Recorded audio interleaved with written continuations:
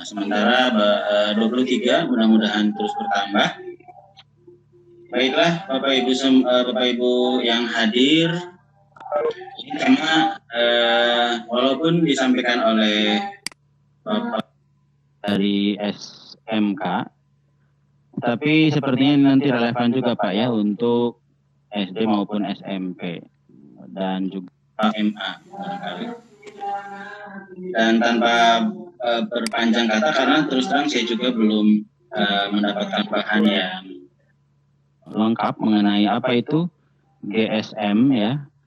Karena saya tahunya itu GSM itu jenis layanan sinyal gitu ya. Lawannya dari CDMA gitu ya.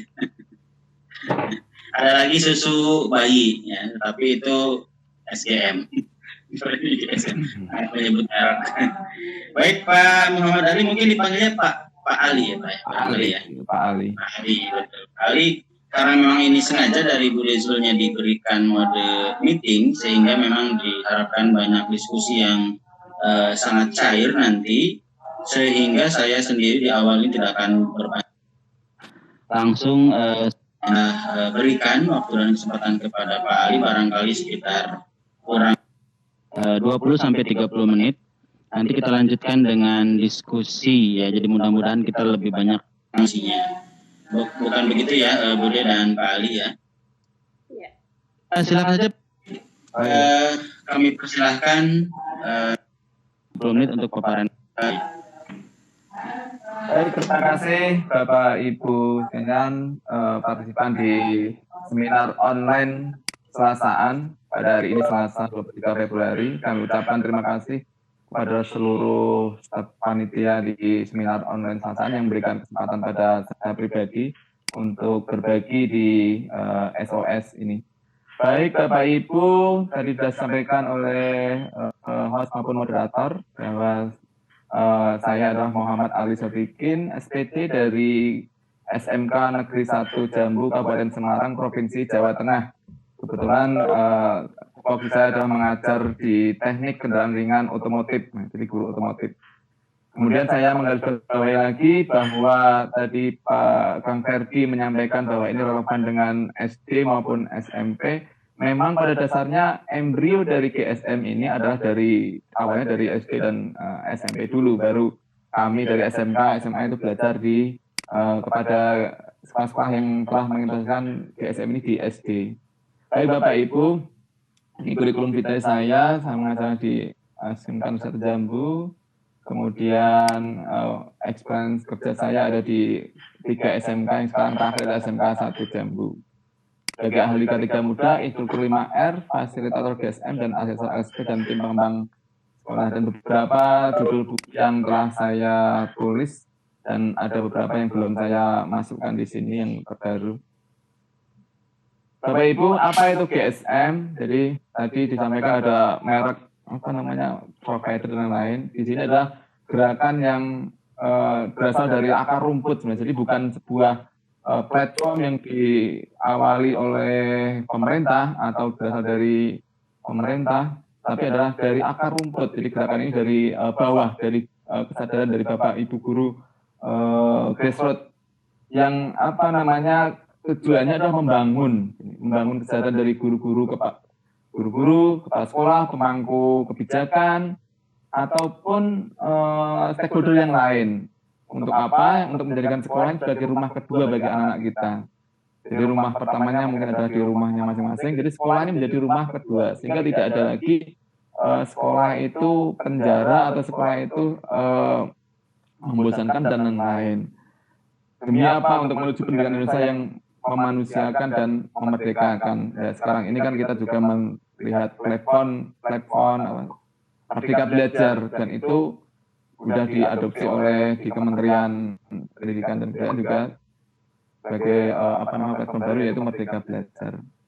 Bapak Ibu, bahwa GSM ini didirikan oleh sepasang suami istri dari Bapak Muhammad Nurizal MIng PhD ini sebagai foundernya, dan Ibu Novi Puspita ini sebagai co-foundernya.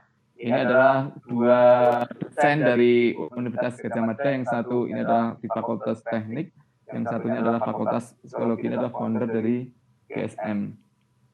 Programnya, ini untuk saya sampaikan di pengenalan tentang GSM dulu. Program-program yang ada di GSM yaitu ada workshop, kemudian ada pendampingan sekolah-sekolah model, kemudian ada kelas berbagi, daring, luring, seperti ini adalah salah satu kegiatan GSM juga, yaitu berbagi secara daring. Wilayah GSM ini sudah diperbarui lagi, bahkan ada 348 sekolah di Tangerang Raya, 154 sekolah di Sleman, 40 sekolah di Rembang, karena memang embrio dari GSM ini adalah di Kabupaten Sleman. Dan bahkan sekarang GSM ini sudah masuk di 7 balai besar di bawah Dirjen Pendidikan Vokasi. Dan hampir 500 SMK COE juga menerapkan implementasi dari GSM ini, yang kepala sekolahnya sudah melaksanakan workshop di Jogja. Bapak Ibu, sebagai awalan, ini adalah perkenalannya untuk GSM, kemudian awalan sebelum masuk lebih dalam mengenai framework GSM, bahwa kita ini hidup di era disrupsi, yang mana era disrupsi ini adalah era inovasi, era perubahan, seluruh sistem lama kepada sistem-sistem baru, cara-cara lama pada cara-cara baru, pemain-pemain lama kepada pemain-pemain baru, teknologi lama kepada teknologi baru, sehingga segala sesuatu itu bisa dihasilkan dengan lebih efisien dan lebih bermanfaat. Jadi kita memasuki itu, kita bisa melihat, kita berkomunikasi dulu bagaimana, mungkin seperti Webex ini kita belum mengenalnya, sekarang sudah dengan mudah kita melaksanakan tatap maya secara real time, kemudian tanpa batas waktu, bisa kapan saja. Ini adalah salah satu juga ciri dari era disrupsi. Kita juga mengenal tahapan-tahapan dari revolusi industri, dari 1.0, 2.0, 3.0, sekarang kita mengenal 4.0, bahkan ada yang kita mengenalnya 5.0. Bahwa kita ketahui Bapak Ibu, fase dari revolusi industri ini dari satu fase ke fase lain semakin cepat. Misalkan fase revolusi industri 1.0 ke 2.0 adalah satu dekade atau satu abad, kemudian semakin 2 ke 3 ada berkurang, 3 ke 4 ini tidak lagi satu abad, karena revolusi industri ketiga ini sekitar 1970-an, sekarang tahun 2000-an, 2020-an, itu kurang dari 100 tahun sudah revolusi industri yang keempat, 4.0, dengan ditandai dengan artificial intelligence, robotik, dan lain sebagainya, yang mana fase ini semakin singkat. Maka kita sudah mengintip 5.0 itu seperti apa. Bahkan mungkin negara-negara yang maju sudah sampai ke sana. Eranya adalah revolusi industri, ini adalah Internet of Things. Segala sesuatunya adalah berbasis internet. Di manufaktur dengan memanfaatkan internet menjadi smart manufaktur. Di pendidikan memanfaatkan internet dengan hadirnya platform-platform baru. Jadi pengaruh dari internet ini di revolusi industri 4.0 adalah sangat cepat sekali. Bapak Ibu, kita mengenal wajah kegiatan ekonomi dunia saat ini juga sangat cepat berubahnya. Ada sharing ekonomi, e-education, muncul platform-platform pendidikan yang ada di Indonesia maupun di dunia juga luar biasa. Ada ruang guru dan yang lainnya. Ada cloud kolaboratif, marketplace juga ini yang kita sangat tahu. Di marketplace ini dulu yang kita harus belanja pergi ke supermarket, ke toko, dan lain, sekarang hanya tinggal di rumah. Bahkan untuk tanya dokter itu aja, itu sekarang juga ada aplikasinya. Tidak perlu berangkat ke dokter. Smart manufaktur, smart city, smart aplikasi, dan beberapa macam kebutuhan manusia telah banyak menerapkan dukungan internet ini. Dampaknya apa Bapak Ibu? Pergantian peran oleh manusia, peran manusia oleh mesin. Toko penjaga toko ini ya. Kalau sekarang kita ada di SMK itu ada yang mungkin memproduksi SDM sebagai penjaga toko gitu. Ini sekarang digantikan dengan e-commerce. Dan yang paling kentara adalah buruh pabrik. Dulu di sebuah pabrik manufaktur itu tenaga kerjanya banyak adalah manusia, mengelas satu-satu. Sekarang mengelas semuanya robot.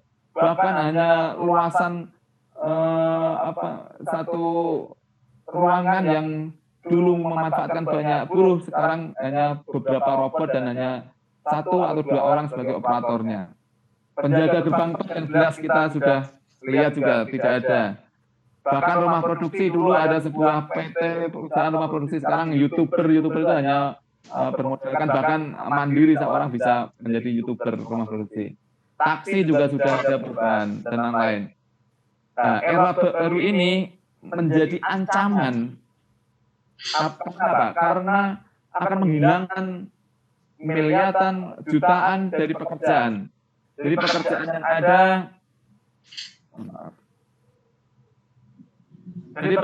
yang ada, selama ini akan tergantikan oleh mesin-mesin, Bapak Ibu. Dan diestimasi bahwa di masa yang akan datang 65 murid kita, 65 murid sekolah dasar kita ini sekarang itu akan mengalami sebuah pekerjaan yang nantinya sekarang itu belum ada pekerjaannya. Jadi anak-anak kita yang ada di SD saat nanti sudah memasuki dunia kerja itu kemungkinan akan mengalami sebuah pekerjaan yang sekarang ini pekerjaan itu belum ada. Jadi ini kalau kita melihat dulu ada yang namanya tukang syuting terbang ke angkasa untuk menyuting dari angkasa menggunakan helikopter. Sekarang itu tahun 2000-an. Sekarang hanya menggunakan bermodal drone dengan keahlian pilot drone itu sudah tergantikan. Jadi maka sekarang ada namanya pekerjaan pilot drone. Nah, seperti itulah ancaman-ancaman dari era industrialisasi digital ini. Tapi juga memiliki peluang. Peluangnya adalah meningkatkan tenaga kerja dalam pekerjaan baru. Jadi pekerjaan baru ini akan membutuhkan tenaga kerja.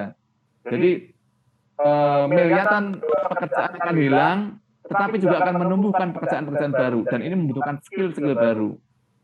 Juga terdapat potensi pengurangan emisi karbon ini karena apa? Segala sesuatu ada elektronik. Bahkan sekarang sudah mulai masuk merambah di Indonesia mobil-mobil listrik, sehingga di sini juga akan mengarah ke pengurangan dari emisi karbon. Bapak Ibu, skill di industri masa depan ini bagi kami yang dari background SMK memang bicaranya dari industri. Kalau gini saya katakan, skill yang dibutuhkan di masa depan itu tidak lain 5 besarnya. Ini yang pertama adalah complex problem solving. Jadi kemampuan untuk memecahkan masalah yang asing dan sekarang belum diketahui solusinya di dalam dunia nyata ini, itu yang dimiliki seseorang itu sangat-sangat dibutuhkan untuk masa-masa mendatang. Complex problem solving.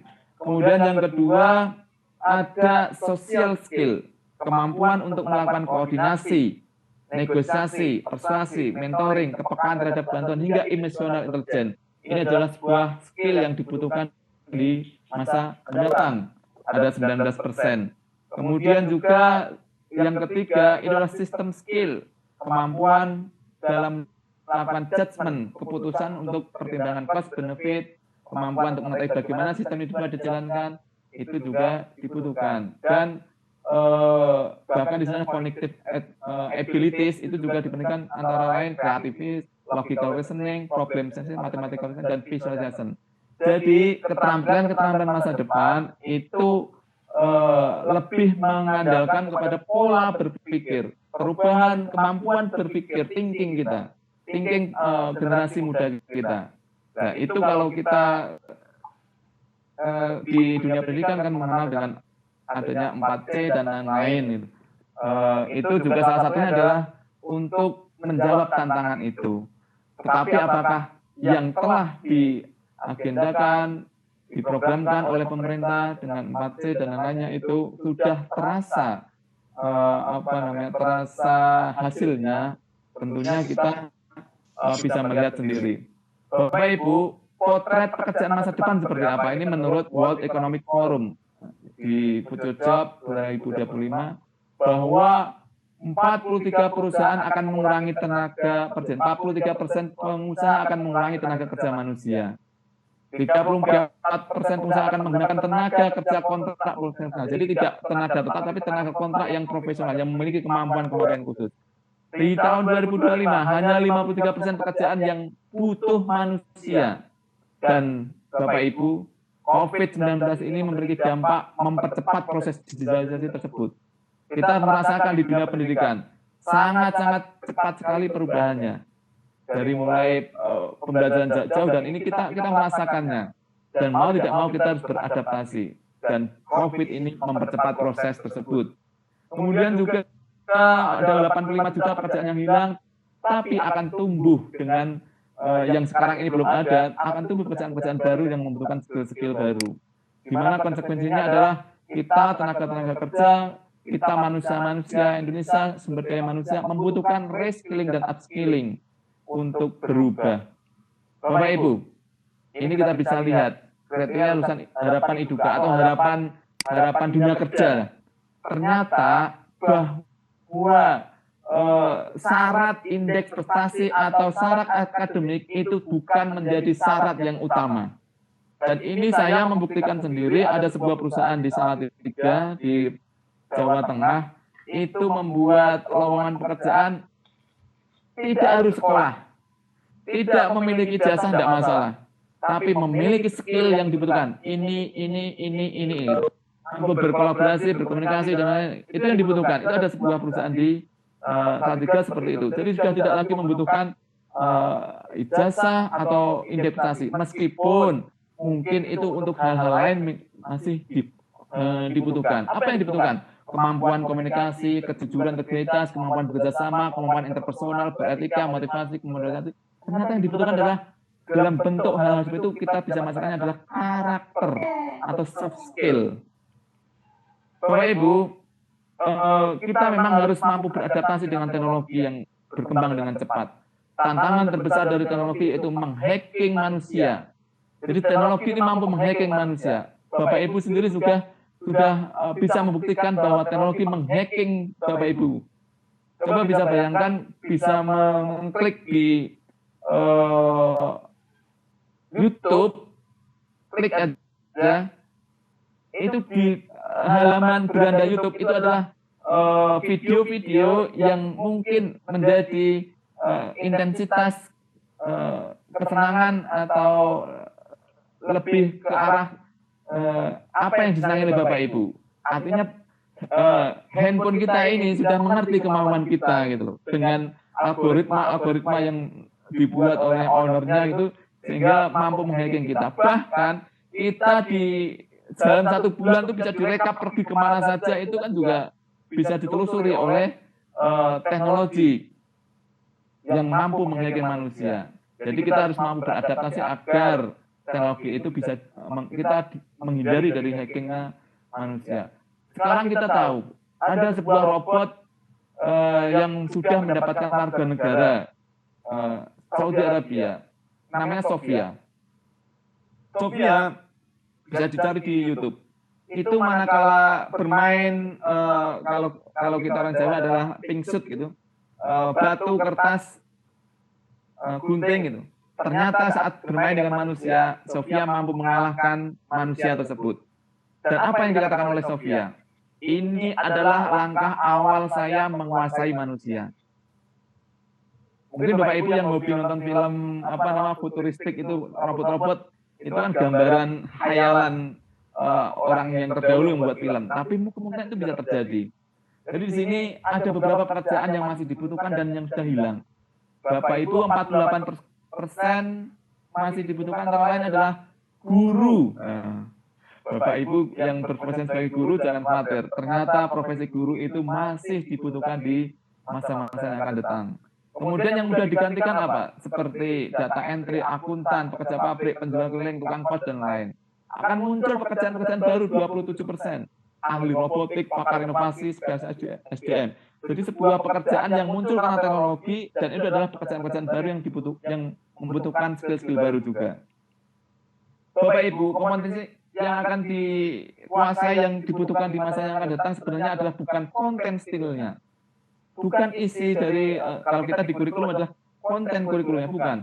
Tapi yang dibutuhkan, yang dominan untuk anak-anak kita nanti masa depan adalah life skill dan social skill. Berpikir kritis, berpikir kreatif, berkomunikasi, kolaborasi, negosiasi. Itulah kemampuan-kemampuan yang dibutuhkan untuk menjawab masa depan.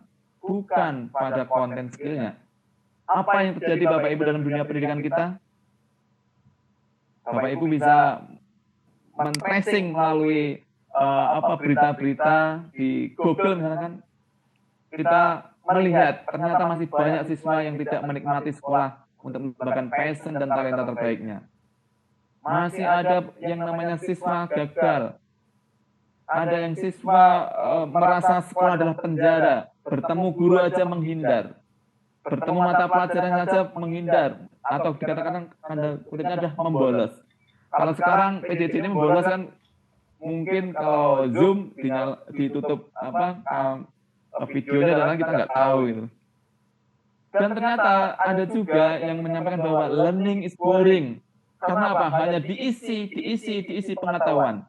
Nggak pernah memantik talenta dari potensi anak-anak kita. Kita sebagai pendidik hanya mengisi pengetahuan, mengajar materi, mengajar kurikulum. Aneh kurikulum itu. Jadi kurikulum dikejar-kejar ya. Lari kemana kurikulum? Ini kalau nggak habis nanti kalau ini. Jadi aneh itu. Dan juga ternyata sistem sekolah kita itu dirancang untuk mengajarkan kepatuhan serta mencegah berkembangnya kapasitas alami anak yang dimiliki anak. Jadi mungkin anak kita membuat aturan itu baik, kepatuhan. Tapi apakah anak tahu tujuannya ini? Itu yang perlu kita koreksi gitu. Bapak Ibu dari gambar ini coba. Gambar ini apakah sudah bertransformasi? Yang sebelah kiri adalah pada waktu masa sebelum merdeka dan sebelah kanan adalah masa kini. Kita bisa melihat mungkin perubahannya adalah hitam putih atau berwarna. Tapi sejatinya sistem pendidikan penataan kelas kita selama berpuluh-puluh tahun sebelum merdeka sampai zaman milenial ini ternyata belum bertransformasi. Bisa dilihat posisi duduknya masih menghadap ke depan dengan Bapak Ibu di depan. Masih teacher centered.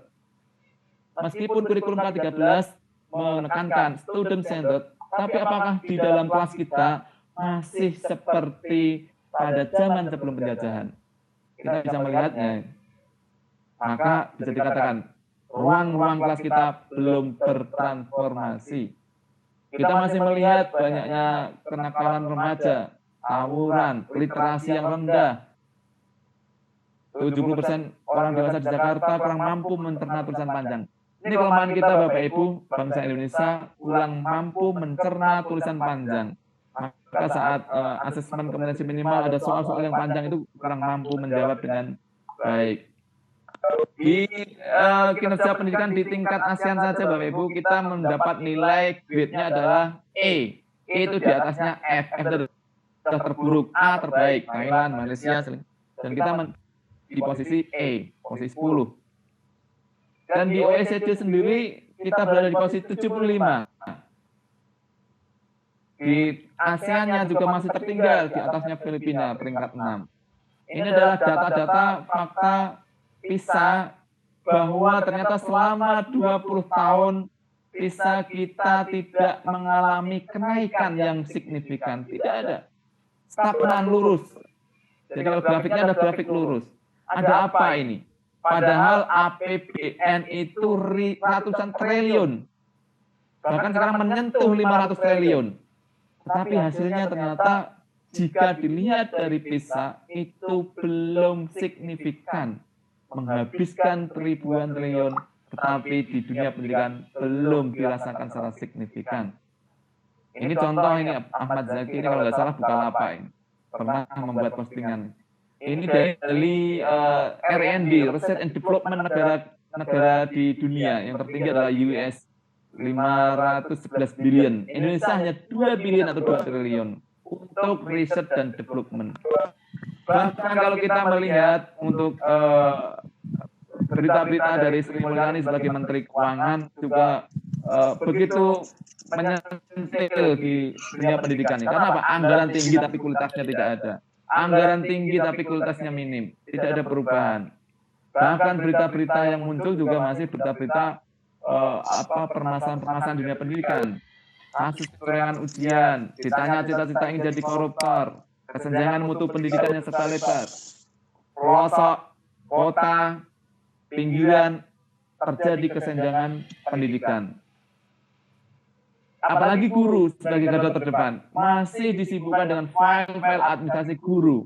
Jadi sibuk mengurus, mendata file-file administrasi ini, tapi lupa tugas utamanya yaitu mendidik, menuntun, mengarahkan anak didik kita, sehingga membuat apa? Stres bahkan gitu. Jadi begitu banyak file-file administrasi. Why education system file? Bahwa itu, mengapa sistem pendidikan kita itu bisa dikatakan gagal? Dari sejumlah yang saya paparkan tadi adalah fakta-fakta di lapangan, fakta-fakta yang ada di berita menyatakan bahwa pendidikan kita masih belum dikatakan berhasil. Karena apa?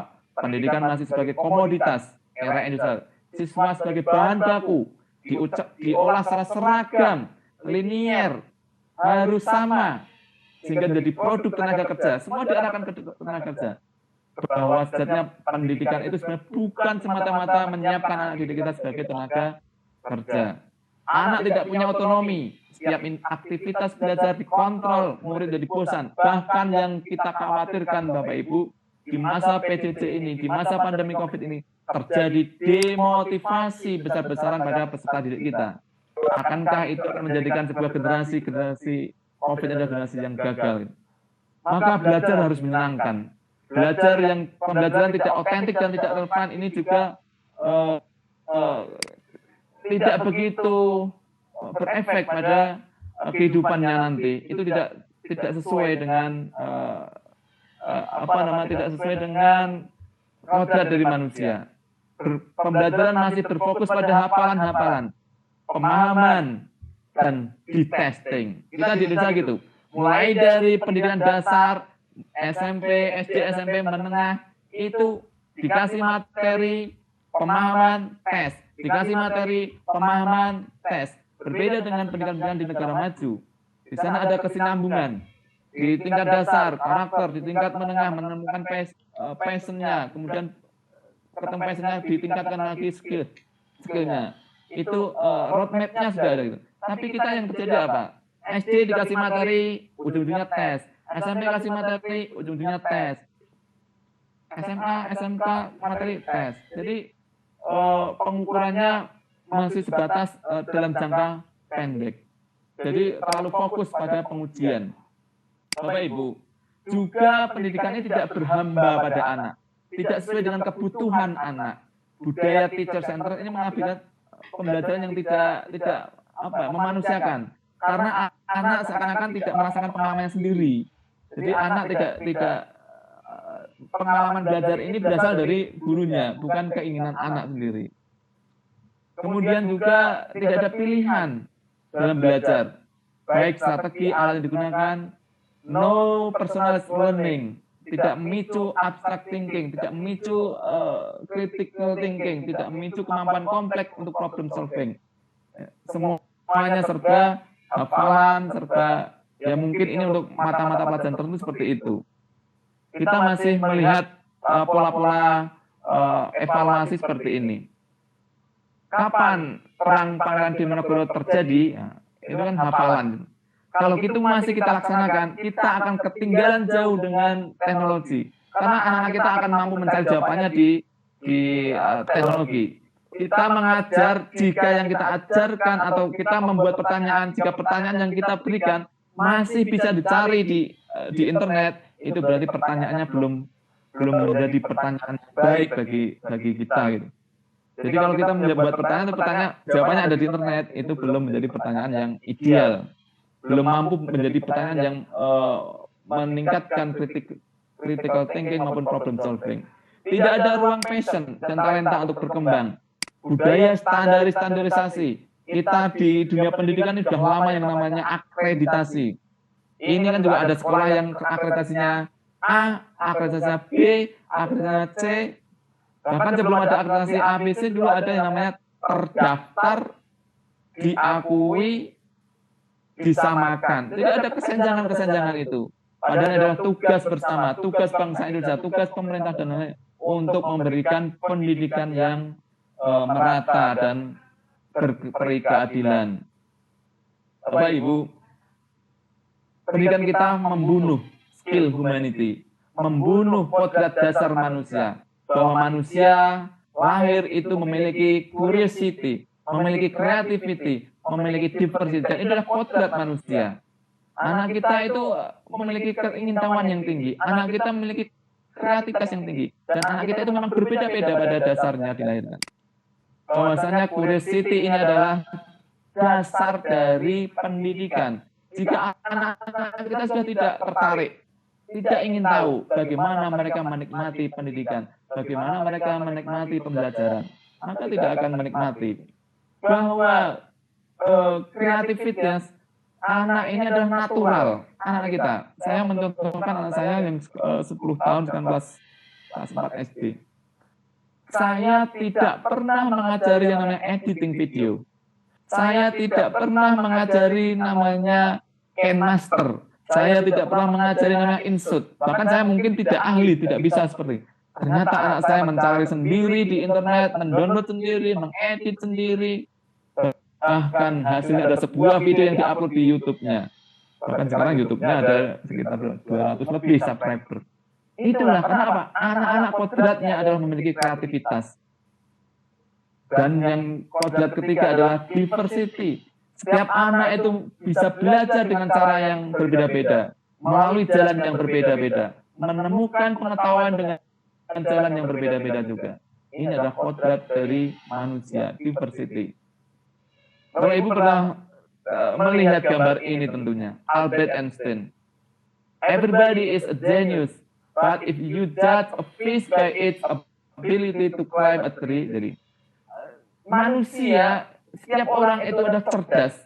Tapi jika kita mengukur kemampuan seseorang itu melalui tes, dengan cara tesnya adalah memanjat pohon, maka yang namanya ikan akan merasa bodoh sepanjang hidupnya.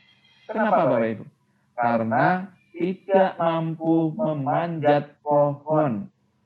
Ini adalah sebuah perkataan Albert Einstein yang dalam artinya bahwa kita tidak bisa menyamakan semuanya di dalam kelas kita tentunya yang paling kecil itu, menyeragamkan. Karena apa? Talenta anak kita adalah berbeda. Maka ikan akan merasa bodoh jika teksnya adalah memanjat pohon. Kita lihat perbandingannya di Finlandia dan Indonesia, karena Finlandia adalah negara dengan sistem pendidikan yang mungkin nomor 1 di dunia. Kita di Indonesia masih mengenal yang namanya peringkat, masih mengenal dengan lomba-lomba juara 1, juara 2, juara 3. Tapi di Finlandia ada semuanya berdiri di atas podium juara 1 dengan berbagai macam keunikan, berbagai macam kelebihan dari anak-anaknya masing-masing. Bapak Ibu, ini ada survei di selama PJJ ini di sekolah-sekolah jejaring GSM bahwa ternyata 80% Bapak Ibu itu PJJ anak-anak kita itu tidak senang. Karena apa? Bosan, rindu ketemu, bermain dengan teman, kurang paham instruksinya, malas ngantuk internet dan konsentrasi lain. Ada yang senang kenapa? Karena belajarnya nyantai, fleksibel, dan ternyata skill internetnya naik. Tidak hanya anak kita Bapak Ibu, Bapak Ibu guru juga sudah merasakan skill internetnya naik saat PJJ ini. Yang tadinya tidak bisa ini, belajar bisa. Pembelajarannya bagaimana? Project atau berbentuk tekstual atau textbook dan lain-lainnya. Ternyata anak-anak kita itu lebih menginginkan kenaikannya adalah senang dengan project based learning atau pendidikan yang relevan dengan kehidupan nyata. Dan dengan menghafal bagaimana? Ternyata pendidikan dengan sistem menghafal ini saat dipakai untuk menghadapi permasalahan-permasalahan kompleks, permasalahan-permasalahan rumit, ini tidak berguna atau kurang berguna, bahkan tidak berguna. Kenapa? Karena hafalannya gini-gini. Saat mengalami masalah yang berbeda sedikit, maka tidak bisa anak-anak kita. Karena terbiasa di standarnya gini-gini. Standarnya step-stepnya sudah diajarkan dan dihafalan. Tapi saat menemui permasalahan baru, permasalahan lebih rumit, menghafal ini kurang begitu berguna. Dan kenyataannya Bapak Ibu guru, kita bertanya pada diri kita masing-masing, apakah ini fakta atau opini? Kenyataan untuk guru-guru Guru masih berorientasi pada ketuntasan materi kurikulum, bukan pada proses berpikir kritis dan membangun penalaran, thinking, reasoning. Jadi masih berorientasi bagaimana saya menghabiskan materi ini, bagaimana saya menghabiskan KD-KD yang harus saya ajarkan. Bukan pada proses berpikir kritis anak-anak, bukan pada proses membangun penalaran anak-anak. Karena itu adalah kemampuan yang nanti dibutuhkan di masa mendatang. Guru juga cenderung mengisi. Dikasih pengetahuan. Bukan menuntun kodrat, bukan menuntun apa yang telah dimiliki oleh adik kita. Sehingga nantinya kalau kita tuntun akan melahirkan passion dan talenta terbaik dari anak kita.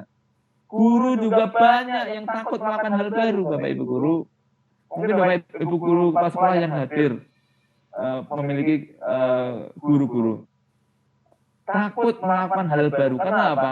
Masih merasa dijajah birokrasi, administrasi, tuntutan administrasi. Sehingga memang belum benar merdeka. Yang dikatakan merdeka belajar belum bisa dimaknai. Karena masih takut. Ini birokrasinya seperti ini, administrasinya seperti ini. Jadi belum benar-benar merdeka. Dan yang terakhir Bapak Ibu, guru takut berubah. Karena apa? Dia tidak tahu perubahan masa depan itu seperti apa. Sehingga tidak mau berubah. Atau bahkan berada pada zona nyaman. Gini aja sudah dapat gaji, gini aja sudah dapat tunjangan. Jadi tidak mau keluar dari zona nyaman, tidak mau berubah. Kenapa? Karena tidak tahu masa depan itu seperti apa. Maka dibutuhkan knowledge, pengetahuan baru, skill baru. Dan kebanyakan dari ini adalah terjebak pada zona nyaman. Apa yang telah selama ini dijalankan.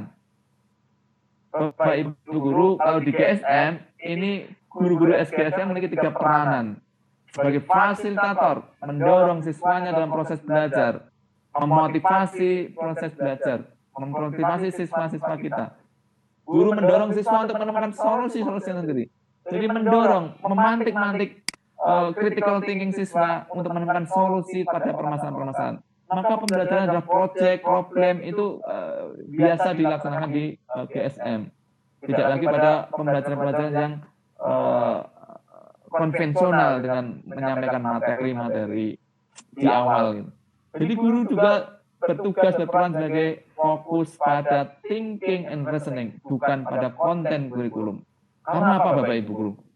Pendidikan saat ini mengalami transformasi pada sisi kurikulum itu kalau saya nggak salah membaca di literasi sampai 17 kali dari mulai zaman kita merdeka. Yang terakhir adalah kurikulum K13. Tapi sebenarnya prioritas dari kurikulum ini, prioritas dari sistem pendidikan ini adalah memantik potensi bakat dan keterampilan untuk siap abad 21. Sedangkan mata pelajaran ini hanya petunjang saja, penunjang. Kenapa? Kebutuhan abad 21 tadi, critical thinking, creativity, kolaborasi, komunikasi, itu 4C. Tapi sekarang sudah ada 6C. Itu yang dibutuhkan pekerjaan kemampuan yang dibutuhkan pada pekerjaan masa datang. Bukan lagi pada mata pelajaran fokusnya. Mata pelajaran hanya sebagai penunjang penguatan bakat dan minat. Mata pelajaran bukan lagi materi prioritas yang berdiri sendiri. Ini kita bisa buktikan Bapak Ibu Guru. Saya guru SMK, TKR, otomotif. Anak-anak saya kasih materi tentang mata pelajaran tentang otomotif. Tetapi saya tidak menutup mata bahwa anak-anak saya yang bekerja di luar dunia otomotif itu juga banyak. Ketika saya membuka pintu sebuah minimarket masuk, di sana ada anak saya berdiri sebagai pramuniaga, padahal SMK-nya adalah TKR. Ketika saya masuk ke dalam resto, saya menemukan anak saya juga di sana bekerja di resto tersebut, padahal anak saya adalah TKR. Ketika saya tanya, saya wawancarai, ternyata yang dibutuhkan apa? Kemampuan berpikir kritis, kemampuan bekerja sama, berkolaborasi, kemampuan berkomunikasi. Itu yang dibutuhkan. Maka di sini adalah prioritas adalah pemantikan potensi bakat dan keterampilan abad 21. Bukan lagi pada mata pelajaran sebagai penunjang. Dan Bapak Ibu, ini juga Albert Einstein juga pernah mengatakan pada masa hidupnya bahwa pendidikan itu tidak belajar terhadap fakta-fakta, tapi belajar melatih otak kita untuk berpikir, otak anak-anak kita untuk memikirkan sesuatu, berpikir, berlatih.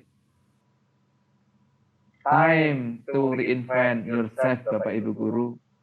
Saya pribadi adalah sebagai pendidik, Bapak Ibu Guru juga sebagai pendidik.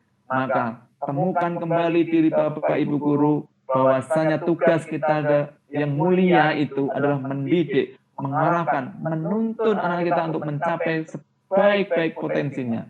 Bukan hanya sekedar mengisi dan mengatur. Maka sekarang waktunya Bapak Ibu menemukan kembali diri kita, menemukan kembali visi misi kita sebagai seorang pendidik untuk menyiapkan anak didik kita siap di masa datang, siap dengan segala perubahan, mampu beradaptasi dengan perubahan-perubahan tersebut. Yaitu dengan pendidikan yang memanusiakan manusia, dengan pendekatan humanis. Maka Bapak Ibu di GSM ada yang namanya positive deviant. Apa itu positive deviant? Di dalam sebuah komunitas, sekolah, organisasi apapun, akan ada orang-orang yang nyeleneh, akan ada orang-orang yang mengambil, berani out of the box, meskipun sumber dayanya sama dengan temannya, tetapi hasil yang dihasilkan itu ternyata berbeda. Inilah yang dinamakan positive deviant. Sehingga saya berharap, kita semua berharap, Bapak Ibu semuanya menjadi agen-agen positive deviant, membawa perubahan-perubahan pada lingkungan masing-masing, dan bahkan yang lebih luas mengimbaskan kepada sekolah-sekolah yang lain. Itu adalah positif. Pendekatan GSM seperti itu. Mungkin Bapak Ibu sebelum ke framework, ini adalah awal sesi pertama, sudah lebih dari 20 menit. Saya akan mengembalikan kepada moderator bahwasanya sebenarnya saya men-setting ini adalah sebuah materi yang bisa disampaikan lebih dari 1 jam. Saya juga bingung karena materi adalah materi yang panjang. Kalau workshop adalah tiga hari, saya kemas menjadi kalau saya ngisi workshop sendiri itu hanya 1 hari.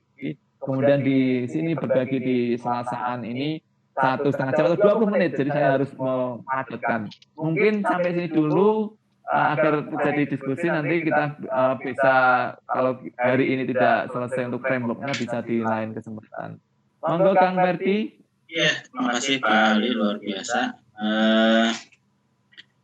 Melihat paparan materi dari Pak Ali ini luar biasa sekali. Namun justru ibarat film ini menuju klimaks ya, menuju perangnya. Pas perangnya justru berhenti filmnya. Jadi kalau sepakat Bu Lezul, kita beri waktu lagi kepada Pak Ali, karena intinya adalah framework ini sepertinya Pak, menurut saya ya. Iya, betul sekali. Setuju ya Bu De ya. Silakan Pak Ali, barangkali bisa di 10-15 menit maksimal untuk menyampaikan framework. Ya, silakan Pak Ali. Terima kasih Kang Ferdi. Memang tadi adalah sebuah kalau kita sedang menanjak belum sampai klimaks ada di framework ini, yaitu framework GSM. Karena kita tadi saya awal ada untuk membuka mindset kita, membuka pola pikir kita bahwa ternyata kebutuhan menyiapkan anak didik kita masa depan adalah bukan sekedar hanya penyampaian materi, mengisi materi, tapi adalah bagaimana anak didik kita ini nanti mampu beradaptasi dengan kemajuan teknologi dan lain. Baik, saya akan lanjutkan tentang framework GSM, bahwasannya di area perubahan di GSM itu ada 4, dan ini saya mengutip dari Ridwan Kamil. Perubahan itu harus dijemput, Bapak Ibu, tidak bisa ditunggu. Jadi menunggu regulasi, menunggu peraturan dari pemerintah dan lain, itu kita menunggu. Tapi ternyata perubahan itu harus kita jemput. Ingin merubah di dalam diri kita, ingin merubah dalam lingkungan ekosistem kita, kelas kita, ekosistem sekolah kita, maka kita harus menjemputnya, harus berubah, harus mau berbuat mengawalinya tanpa harus menunggu dari pemerintah dan regulasi yang ada, tentunya dengan catatan bahwa apa yang kita lakukan dapat kita pertanggungjawabkan. Bahwasanya kebutuhan skill di abad 21 tadi kita sampaikan 4C. Karena di sini ada 6C. The focus of 21 education century. Komunikasi, critical thinking, collaborative, creativity, itu 4C. Ditambah lagi karakter education, C yang kelima, dan yang kedua ada citizenship. pendidikan karakter, kebutuhan karakter, dan kebutuhan untuk bersosialisasi dengan masyarakat. Bahwasanya pendidikan karakter juga sudah diprogramkan oleh pemerintah, tapi nyatanya juga bahkan RPP dan RPP karakter gitu.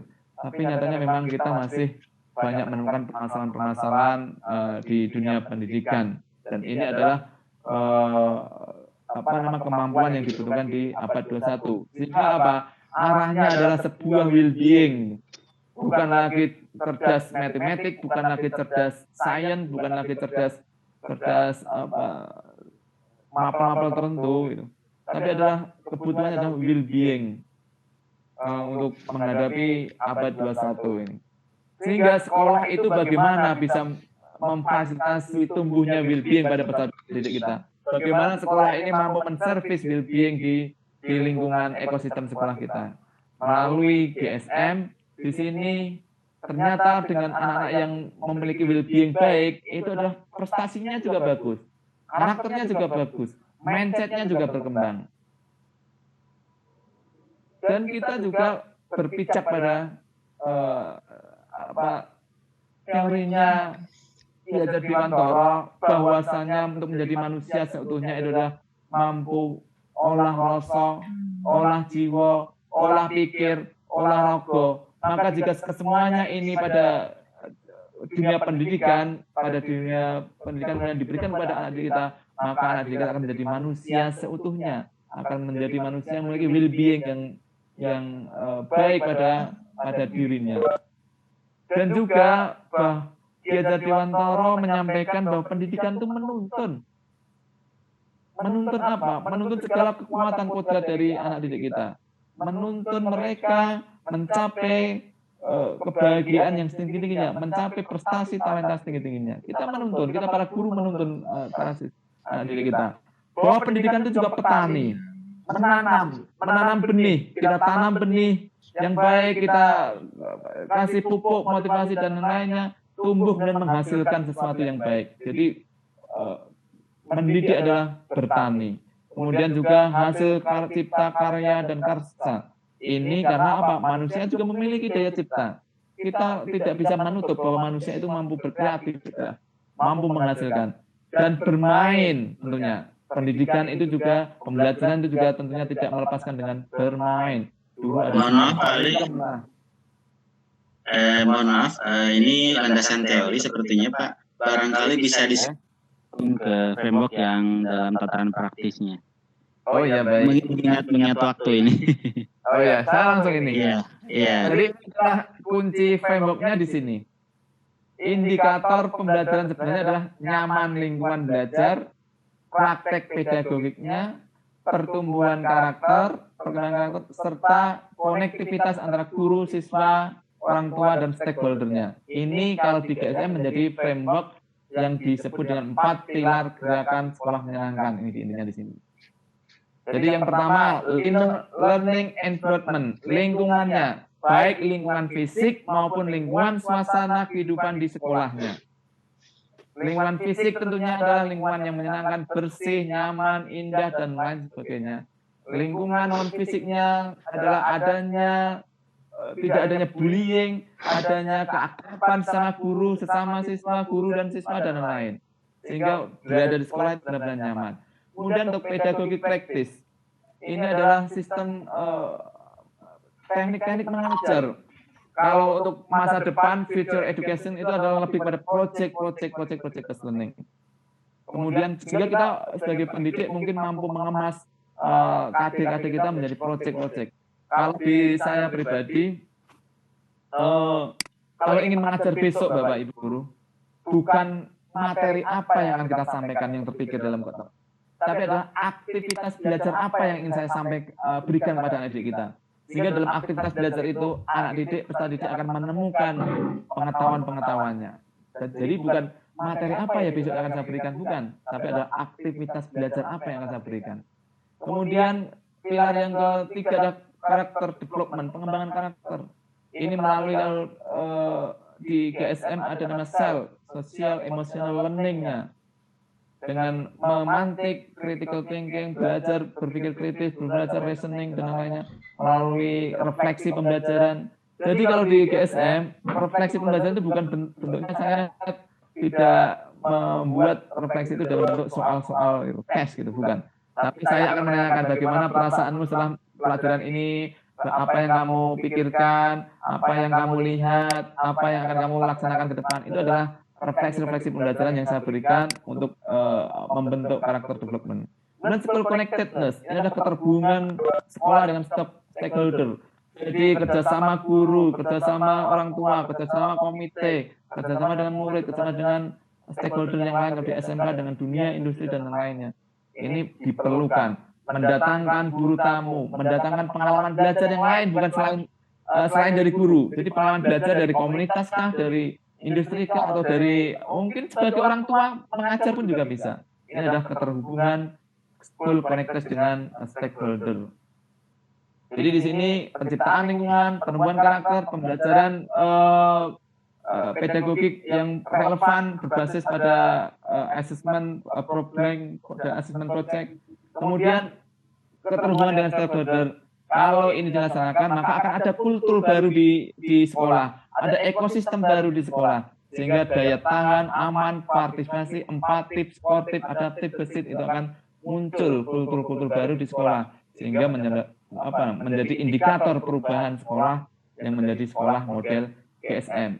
Seperti ini contoh kecilnya, saya akan flashback cepat. Ini lingkungan, penciptaan lingkungan. Kalau Bapak Ibu guru, Bapak Ibu kepala sekolah memiliki dana, tentunya bos dan lain, maka ide dan dana itu bisa menopang untuk penciptaan lingkungan. Tapi tidak semata-mata dana itu paling utama. Mungkin dengan menata lingkungan sangat bergotong royong dan lain akan mampu menciptakan lingkungan yang baik. Jadi tidak ada spot-spot. Semua lingkungan sekolah kita jadikan sebagai zona yang nyaman, zona yang menyenangkan. Bahkan setiap dari sisi sekolah kita itu menjadi sumber ilmu pengetahuan. Ya, ini sekolah literasi, dan sekolah literasi.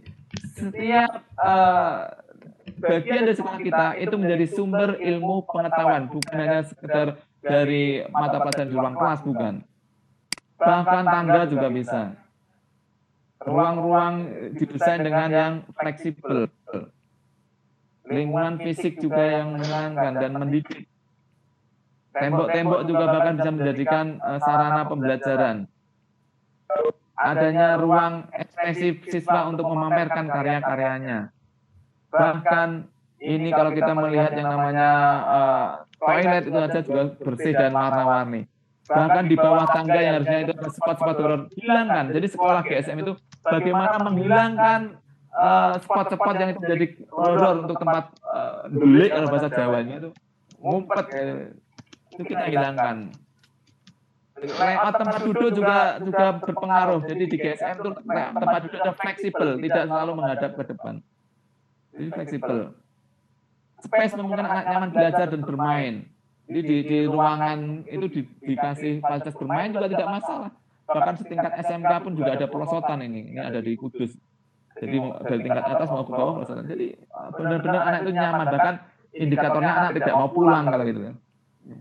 Lingkungan etis positif ini adalah lingkungan yang tidak bisa kelihatan secara fisiknya. Ada zona-zona yang pendekatan zona-zona, kesepakatan kelas, zona emosi, kode etik ini, pada harapan ini adalah lingkungan non fisik. Ada zona pojok belajar. Kemudian praktik-praktiknya adalah project based element. Lakukan aktivitas belajar apa sehingga anak-anak menemukan insight pengetahuan sendiri. Kolaboratif, proses dan portofolio. Lebih asesmennya adalah lebih pendekatan adalah proses dan portofolio, bukan pada asesmen. Mungkin penting juga dengan asesmen pengetahuan ditanyakan yang modelnya adalah model-model hafalan yang mungkin di internet bisa dicari. Tapi di sini kita lebih pendekatannya ke penilaian proses dan portofolio. Dan di GSM ada namanya home based learning. Ini cocok sekali di masa PJJ, memanfaatkan lingkungan rumahnya dan lingkungan sekitarnya sebagai media pembelajaran. Ini home based learning. Kalau nanti ada waktu, lain waktu mungkin bisa tersendiri untuk membahas yang namanya home based learning ini. Ini anak-anak saya yang membuat project usaha, membuat bisnis sendiri. Dan akhirnya saya di PJJ ini, saya punya best practice adalah masa PJJ menghasilkan pengusaha-pengusaha baru, menciptakan pengusaha-pengusaha baru di masa PJJ. School plan itu ada orang tua, karakter, bagi berbagi. Di GSM itu ada ciri khasnya Bapak Ibu Guru untuk perubahan karakter, yaitu circle time dan pagi berbagi. Jadi duduk melingkar, saling diberi kesempatan untuk mengembangkan pendapat, untuk dicari value baiknya dari hasil, dan guru membimbing akan menemukan value baik dari yang didiskusikan, circle time. Kemudian pagi berbagi, diberi kesempatan 1-2 orang untuk berbagi sesuatu kebaikan pada teman-temannya. Ini melatih keberanian, melatih mengembangkan pendapat, dan melatih komunikasi juga. Dan Bapak Ibu, hidup itu layaknya mengendarai sepeda. Jadi agar sepeda ini seimbang, maka kita harus terus mengayuh dan tidak berhenti. Ini mungkin akhir dari sesi saya, Pak Kang Ferdi. Jadi kalau saya mengutip di Al-Quran ayat 11, sesungguhnya Allah tidak akan merubah nasib suatu kaum, kecuali kaum itu sendiri yang merubah nasibnya. Kemudian juga Stephen Hawking, kecerdasan adalah kemampuan untuk beradaptasi dengan perubahan. Jadi cerdas itu adalah kemampuan untuk beradaptasi dengan perubahan. Perubahan dunia ini yang begitu cepat, maka kita harus mampu beradaptasinya. Itu dikatakan cerdas. Tapi orang yang dengan zona nyaman, tidak mau berubah, cukup dengan seperti ini aja, itu bisa dikatakan bukan sebuah kecerdasan. Mungkin pintar, iya, karena pintar itu bisa didapat dari hafalan semalam, menjawab soal dengan benar, maka dikatakan pintar. Hafalan semalam, menjawab soal dan nilai 100, dikatakan pintar. Tapi cerdas itu adalah mampu beradaptasi dengan perubahan. Dan yang terakhir oleh Najwa Shihab, usia itu terlalu ringkas untuk dilakukan tanpa melakukan perubahan. Mungkin itu dari saya. Di GSM ada yel-yel untuk berubah, ya, berbagi, berkolaborasi. Terima kasih. Silakan Pak Ferdi, Kang Ferdi, saya kembalikan lagi. Luar biasa. B3 ya, berubah, berbagi, berkolaborasi. Mantap. Bapak Ibu, guru hebat se-Indonesia. Demikianlah paparan materi awal dari Pak Ali, tim GSM Gerakan Sekolah Menyenangkan. Secara singkat bisa ada beberapa kesimpulan dari paparan materi yang cukup panjang tapi tidak membosankan tadi. Bisa saya peras menjadi beberapa poin. Yang pertama, bahwasanya Gerakan Sekolah Menyenangkan disingkat GSM ini berasal dari grassroots, artinya bottom up gitu ya. Jadi bukan program pemerintah yang memang disusun untuk dijalankan di bawah, tapi sebaliknya dari bawah ke atas. Yang secara singkat tujuan utamanya ingin menjadikan diantaranya adalah sekolah sebagai rumah kedua.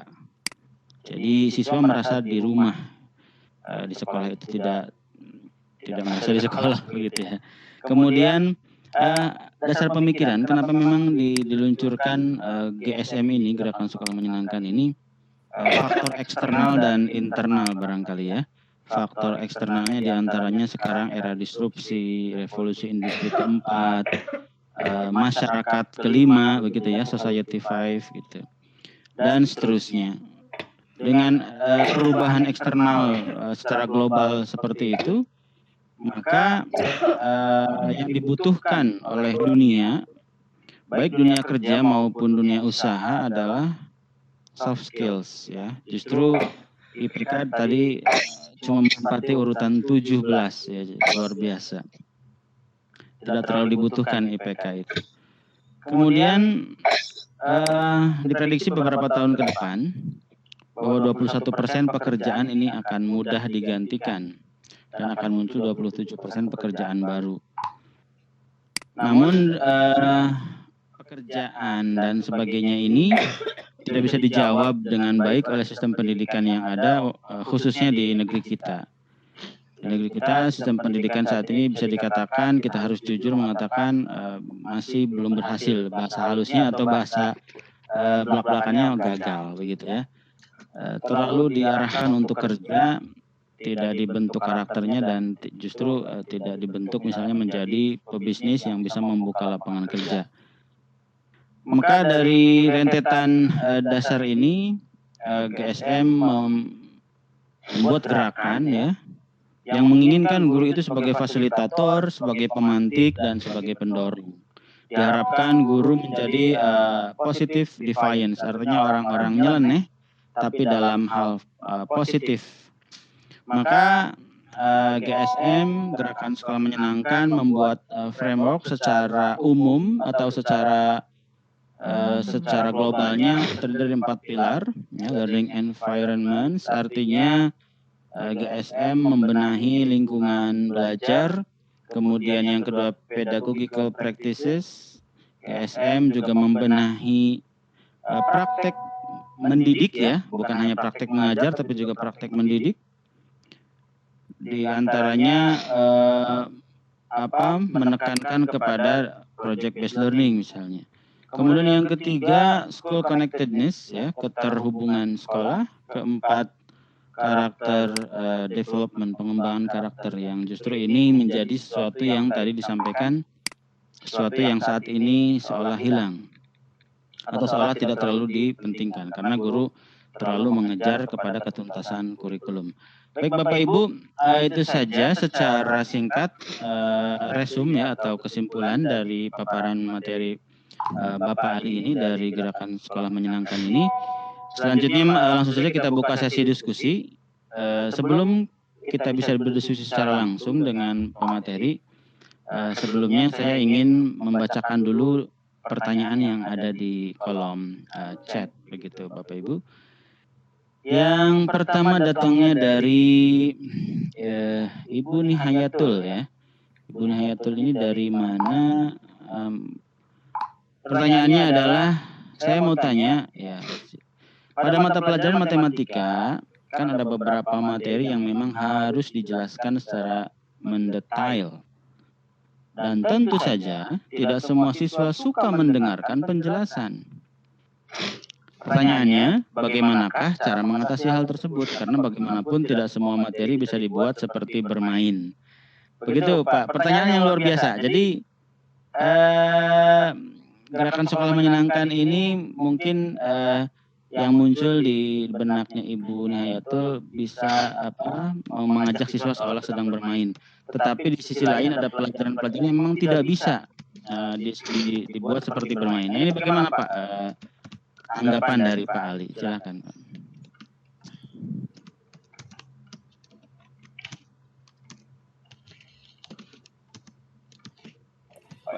Terima kasih untuk pertanyaan pertama tentang mapel matematika. Ini terus terang saya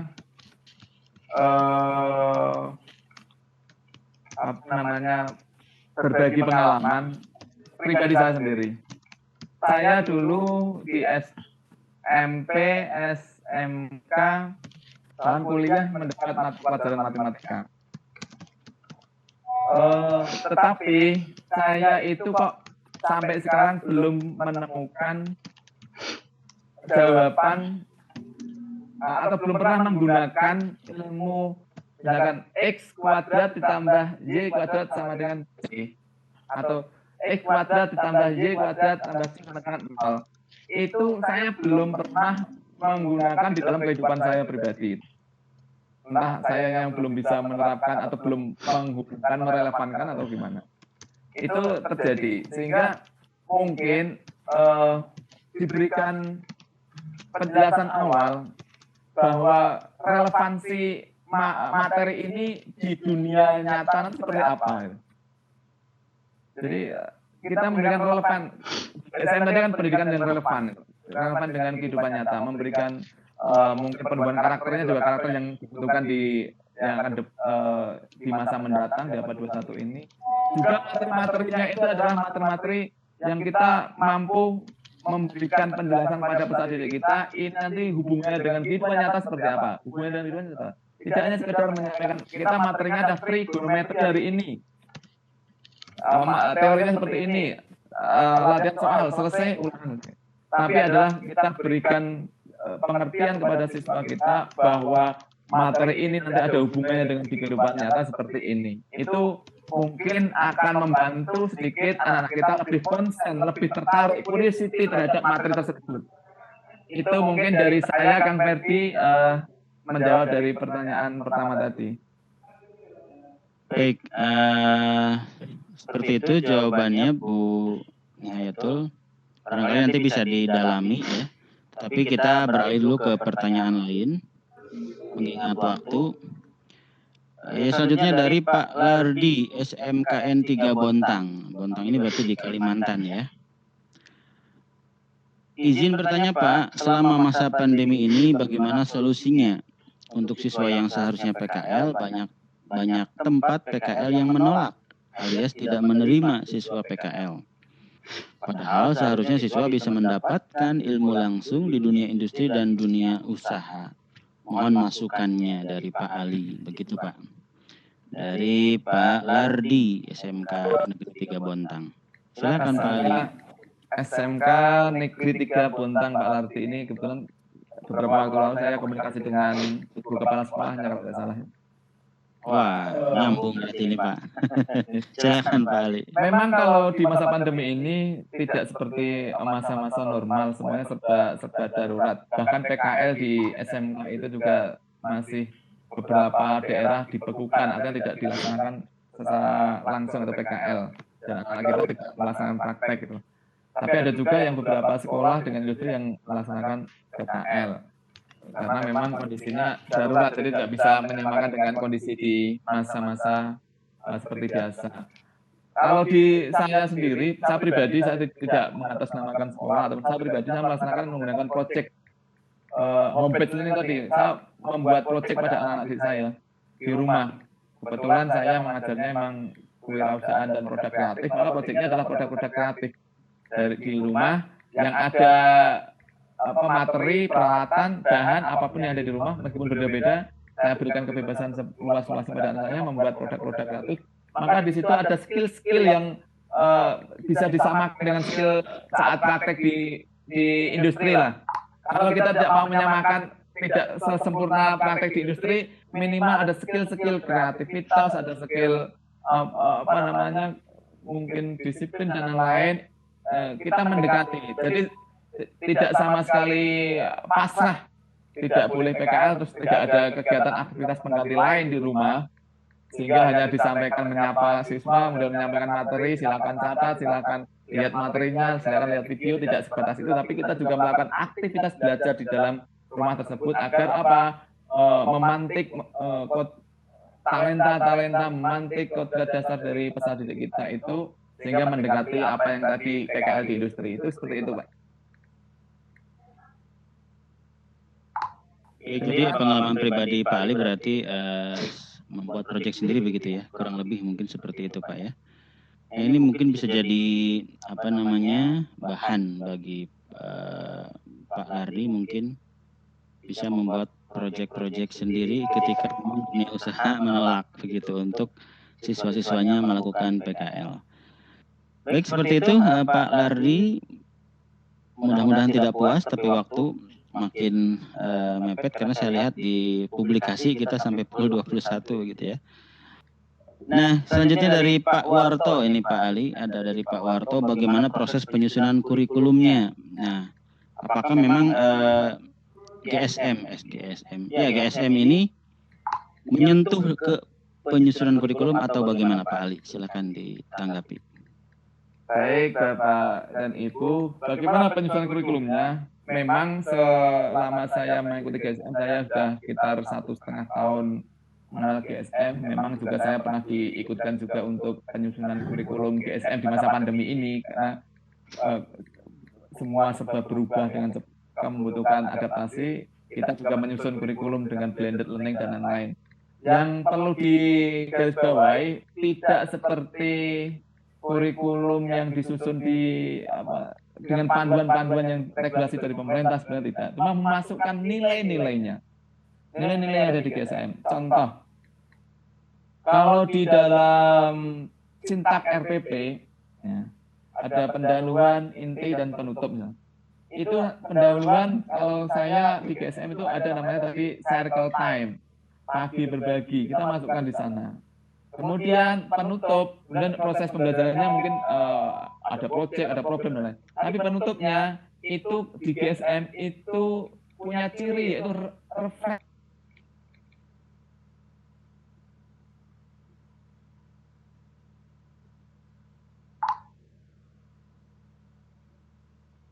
Pertanyaan refleksi diri terhadap proses pembelajarannya itu nanti berguna bagi diri sendiri siswa karena mampu self regulating learning-nya, mampu mengarahkan pembelajaran sendiri, kemudian juga berguna bagi guru bahwa mengukur.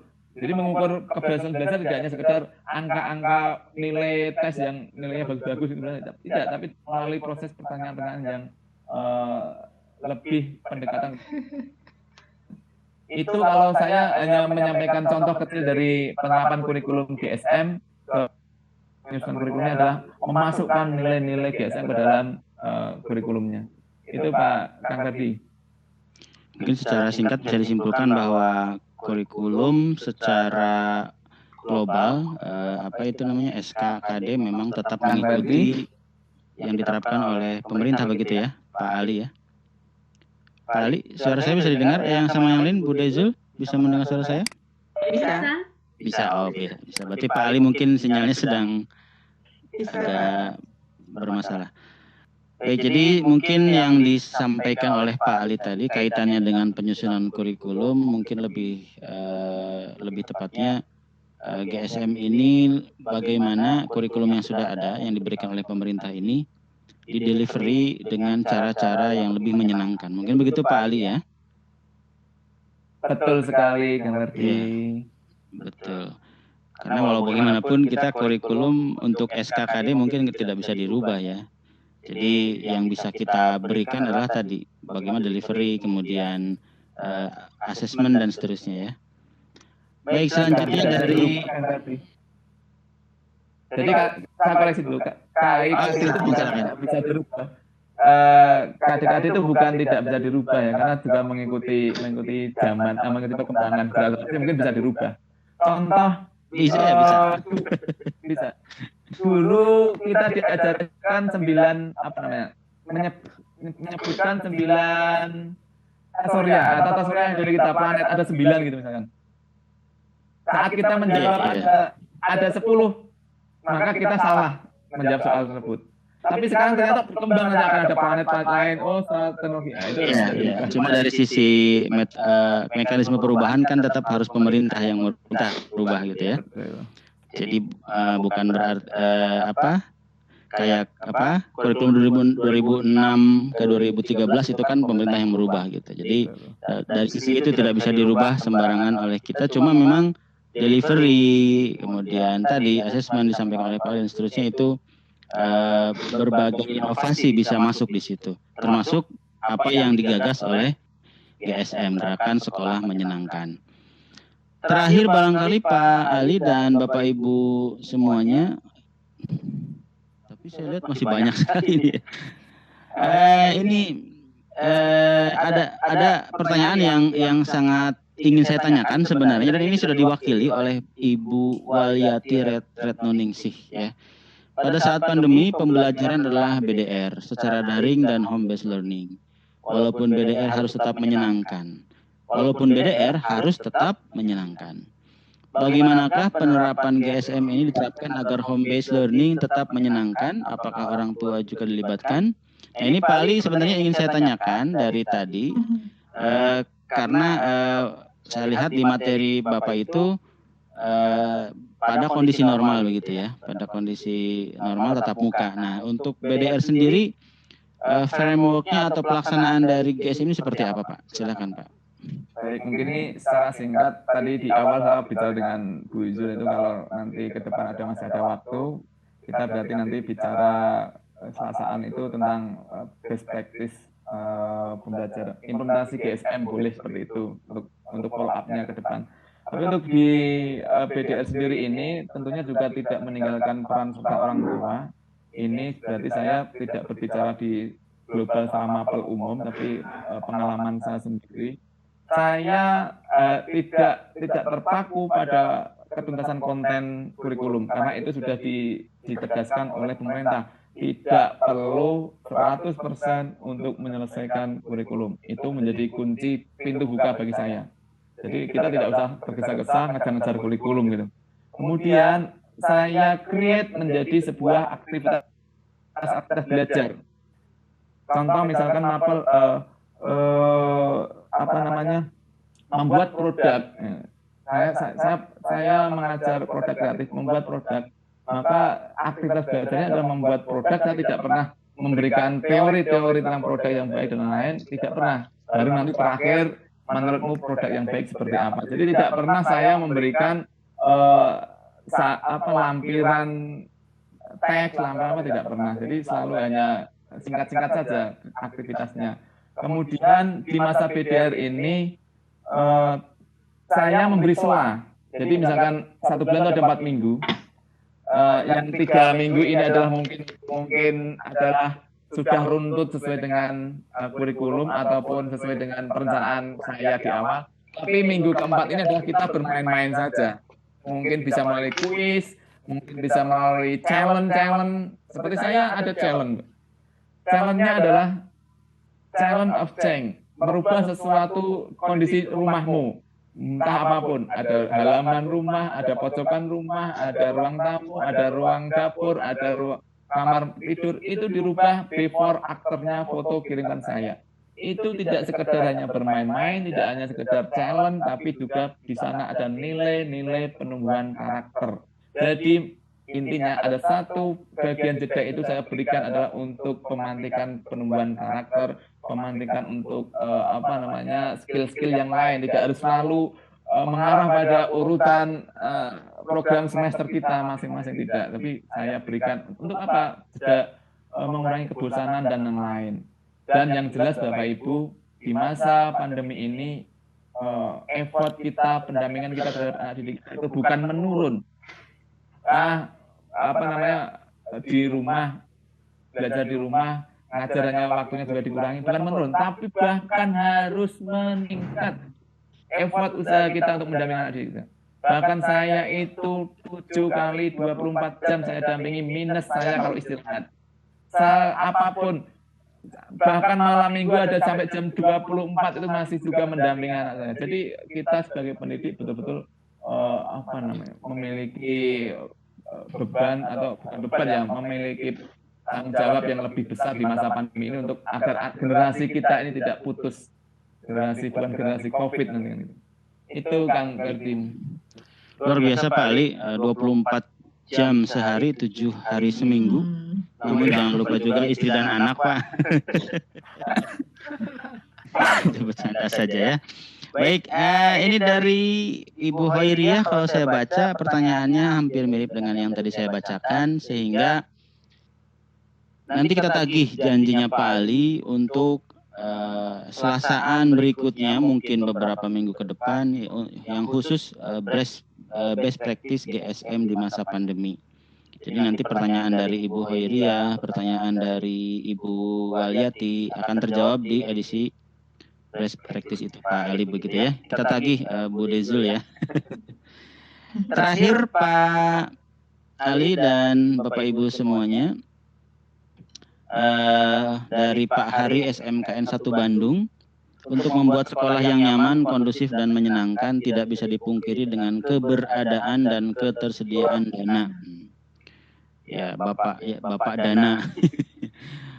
Bagaimana yang dalam hal ini tidak terjadi dengan sebuah sekolah dikarenakan keterbatasan dalam segala hal, termasuk dalam dana. Bagaimanakah solusinya? Nah, jadi sekolah ceritanya dananya sangat terbatas. Nah, ini apakah framework atau rancangan-rancangan GSM ini masih bisa diterapkan atau seperti apa Pak Ali? Silakan. Jadi kalau sudah bicara dana ya dana.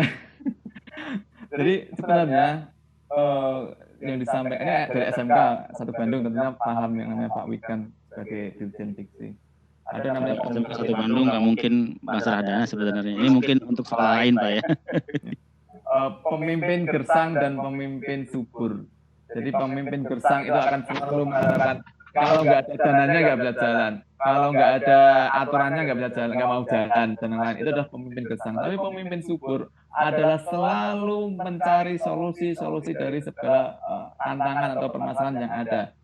Lalu karena apa? Karena mindsetnya sudah tumbuh, grow mindset, bukan fix mindset. Jadi dengan apapun itu akan selalu mencari solusi-solusi dari permasalahan yang ada. Jika tidak ada mengharap dana dari pemerintah pun, misalkan dari kolaborasi dengan orang tua dilibatkan untuk pembangunan kelasnya. Bahkan Bapak Ibu, ini praktik saya hanya menstimulus kelas saya uang 200.000 untuk merubah kelasnya, baik cat dan aksesorisnya. Karena langkah penciptaan lingkungan saya adalah merubah kelas dulu. Saya rubah kelas, saya catnya saya rubah, kemudian saya hias bersama anak-anak, dan saya hanya mengarahkan anak-anak maunya seperti apa, dilukis seperti apa, dikasih hiasan apa, itu saya kasih hanya 200.000.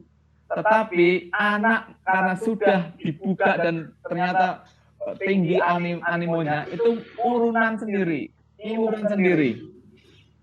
Apa namanya, Pak, saya mau beli ini, tambah ini, iuran sendiri. Ya nggak masalah, silakan kalau mampu. Dan ternyata akan ada solusi-solusi lain, orang tua bergotong royong, membangun taman, dan lain juga bisa dilaksanakan. Apabila dikomunikasikan dengan baik. Itu mungkin untuk mengatasi dana. Jadi kalau pemimpin yang subur tentunya akan selalu grow mindset, akan tidak terpaku pada dana, sumber dana, ataupun meskipun itu juga bukan hal yang tidak penting, tapi tentunya bisa memanfaatkan jalan-jalan yang lain.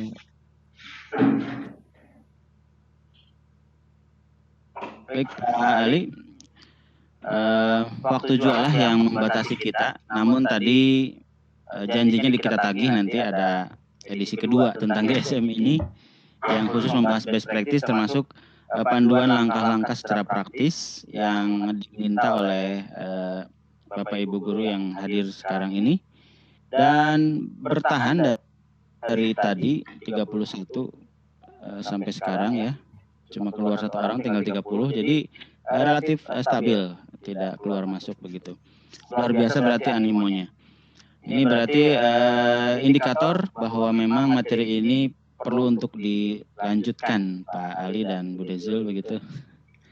Kemudian terakhir Bapak Ibu silahkan diisi presensinya sebelum meninggalkan room. Presensinya sudah ada di kolom chat, silahkan diisi dulu sebelum meninggalkan room. Baiklah Bapak Ibu guru hebat se-Indonesia, barangkali itu yang bisa kami hantarkan. Dan terima kasih banyak Pak Ali atas sharing, kemudian pencerahan-pencerahannya. Dan GSM barangkali masih ada kegiatan ya di masa pandemi ini.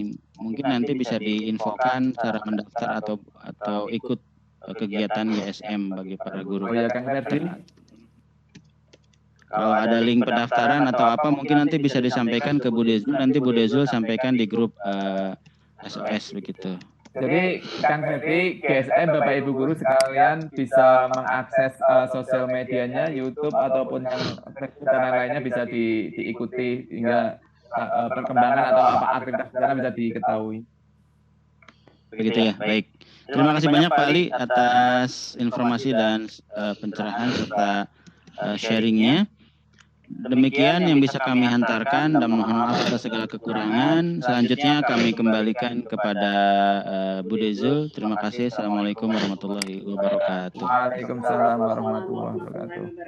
Terima kasih Kang Ferdi yang sudah memandu kegiatan di malam hari ini nanti, dan luar biasa sekali ya, ternyata pembahasannya buktinya banyak sekali pertanyaan sampai tidak bisa menampung semua jawaban, tapi jadi kami mohon maaf karena keterbatasan waktu dan beberapa pertanyaan yang hampir mirip tidak kita sampaikan karena sudah terwakili oleh pertanyaan yang lain, dan nanti insya Allah akan kita berikan waktu khusus yang berhubungan dengan best practice tentang GSM ini, sehingga kita akan melihat tentang wujud nyata dari GSM ini. Saya kira begitu Mas Ali, kita agendakan, tetapi tidak minggu depan tentunya, karena kita mengingat di Selasa sudah terprogram ada 2 pemateri sesudah ini. Jadi begitu Mas Ali, dan terima terima kasih atas kesediaannya dan terima kasih juga Bapak Ibu, dan sekali lagi tadi sudah diingatkan oleh Kang Ferdi, bagi Bapak Ibu yang sebelum meninggalkan room, kami mohon untuk segera mengisi presensi yang sudah kami kirimkan melalui chat. Dan saya kira sudah cukup untuk pertemuan di malam hari ini. Terima kasih atas kehadirannya, semoga bermanfaat, dan sekali lagi terima kasih untuk Mas Ali dan Kang Ferdi yang sudah memberikan kegiatan di seminar online Selasaan, sehingga kegiatan ini bisa berbagi untuk semua guru. Begitu seperti awal kita mendirikan ESOS bersama Bapak Gatot, bahwasanya ini memang ini untuk digunakan berbagi untuk semua guru. Dan sekali lagi untuk Bapak Ibu yang menginginkan mengisi sebagai pemateri di seminar online Selasaan bisa menghubungi kami. Demikian, mohon maaf jika ada sesuatu yang kurang berkenan, dan sampai jumpa di sesi yang akan datang, seminar online Selasaan peningkatan mutu pendidikan. Selamat malam dan assalamualaikum warahmatullahi wabarakatuh. Waalaikumsalam warahmatullahi wabarakatuh. Terima kasih. Ya, terima kasih Mas Ali. Mohon maaf belum bisa menjawab. Terima kasih Bu Dezo, Mas Ali dan Bapak Ibu semuanya. Mohon izin pamit. Sami-sami, terima kasih. Assalamualaikum. Waalaikumsalam.